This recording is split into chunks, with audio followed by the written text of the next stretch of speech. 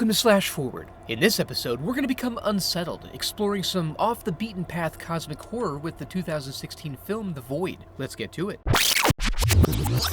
We open on a little slice of American life, a scene of chaos, murder, and cultish behavior. A young man is forced into adulthood for unknown reasons by dousing a young woman while an unidentified man escapes into the woods. Then they start a bonfire and, as they leave, we see they're being watched. We then observe some scenes establishing these events as transpiring in a small, sleepy town. So sleepy that even the sheriff is taking a street-side snoozer. He comes to attention when his radio crackles to life, just in time to witness a strange man emerging from the woods. Upon closer inspection, he realizes this isn't some drunk teen, so he hits the cherries and transports him to the closest secluded rural hospital. They wheel him back as we learn the hospital is only occupied by a handful of spunky small-town characters. They sedate the patient for observation, having limited resources as they're preparing to move to a new facility due to a recent fire. Once he's calmed, everyone settles in for a long night. We learn that Officer Carter and Allison have a relationship that fell apart due to the loss of their child. Dr. Powell, who has suffered a similar tragedy, offers Carter some perspective. As Carter wanders the halls, he hears Nurse Beverly weeping in a nearby room and walks in to find her performing a variety of elective procedures. Don't do that.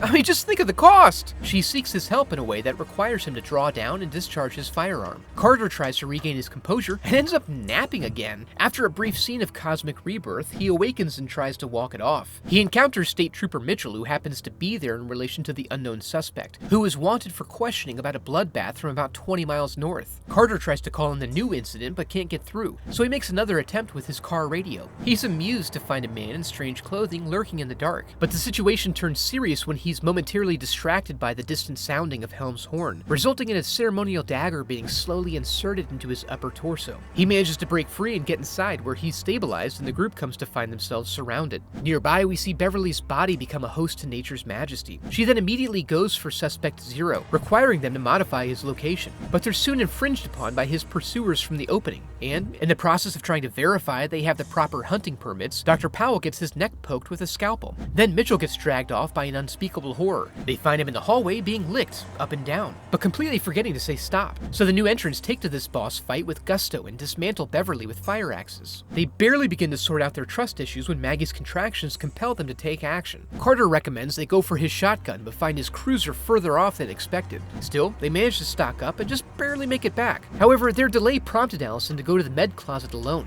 They leave Kim and Pappy with Maggie as they go in pursuit of Allison, noticing the absence of Dr. Powell's corpse along the way. They don't find her at the closet and opt to head toward the sound of a ringing phone. Carter answers it and recognizes the voice on the other end as Dr. Powell calling from the morgue, sounding fantastic given that he was dead, and claiming vaguely to be taking actions intended to help humanity. Despite this reassurance, they choose to pursue it further, leaving Kim with a radio and then seeking to squeeze the junkie for intel. He doesn't know much more than them, but as a reward for his forthright honesty, he's granted the freedom to accompany the men into the basement. They find a staircase that shouldn't be there and descend, eventually finding a door marked with a pyramid, giving Carter a flashback to his previous visions, in which a pyramid was looming, and they enter. Meanwhile, we learn that Dr. Powell feels the power of life and death coursing through him, and has been working on correcting the death problem for some time. The basement, in fact, is full of his lingering mistakes in that endeavor, but he perseveres, disgusted by the inanity of nature's machinations, with his ultimate goal of calling his daughter back from the abyss, with Allison's assistance, of course. Just outside, the boys light up a flare to set the mood right, and make their way through a slaughterhouse filled with hungry beasts of all sorts, along with unending horror and confusion, causing them to get split up. Upstairs, Maggie goes critical, so Kim whips out the C-section instruction manual, but doesn't have the gumption to make the cut. Pappy tries to give her one of his patented pep talks, but ends up splurting all over her face. And we learn that this whole time, Maggie has been bearing a demon seed in the hope of taking a larger role in Dr. Powell's New World Order. Carter then finds Allison, and fades out of his traumatic daydream to find he's been grasping at nothing but ash and is surrounded by tentacles, and finds himself forced to take unimaginably horrible steps to save her from her fate. He then makes it to the final chamber, where Dr. Powell welcomes him in and offers him a seat before preparing the final sacrifice.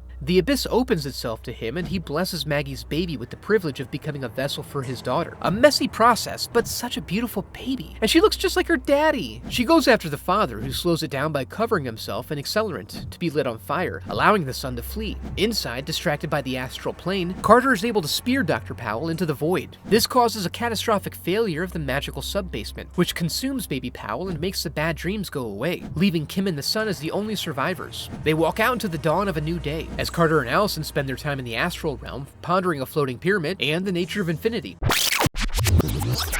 And that was The Void, a quaint view of small-town life in the face of cosmic existentialism, packed with phenomenal practical effects, but a plot that may get a bit too mysterious at times for its own good. If you enjoyed the video, I'd love for you to become a part of the channel by subscribing. Thanks for watching.